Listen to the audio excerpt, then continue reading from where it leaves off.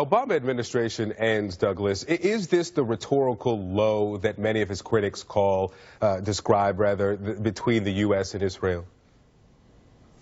Well, look, I think all American presidents since the creation of Israel have been pro-Israel.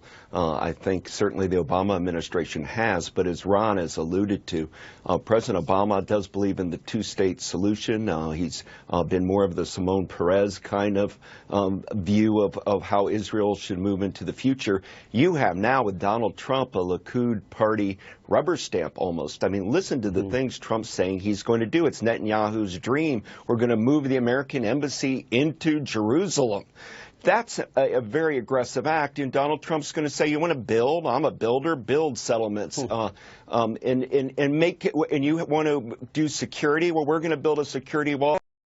Mexico. So I think this relationship between Trump and Netanyahu is going to become exceedingly interested, and it's going to be very on the right side of the equation, meaning hard right. And Ron, we know that the potential nominee or the nominee in waiting for the next ambassadorship to Israel is not a fan of the two-state solution, calling it not a solution but a narrative, and a narrative that has to end. How does this I guess, play up or serve up his term in, will it be Tel Aviv or Jerusalem?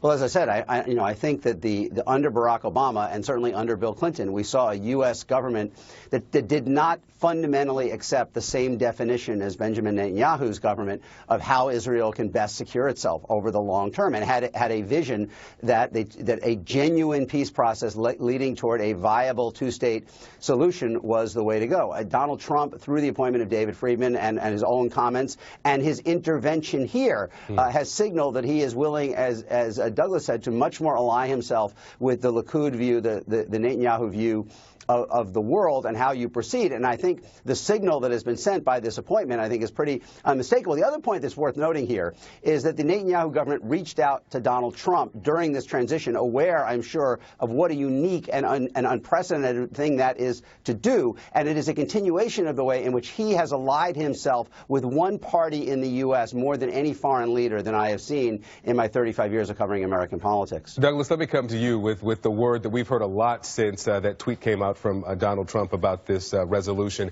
unprecedented. You're the person to come to on precedent. Is this indeed unprecedented to have a president-elect try to influence a sitting president's decisions as it relates to the Security Council?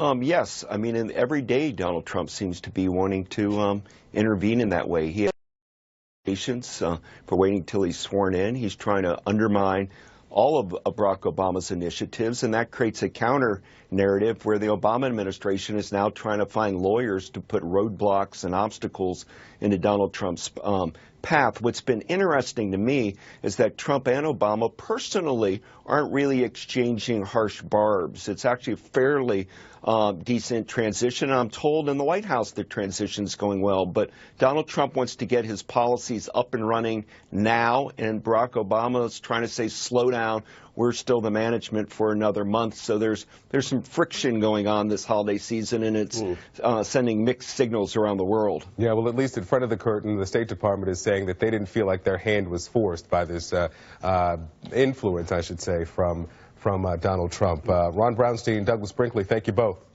Happy holidays. Thank you. You too.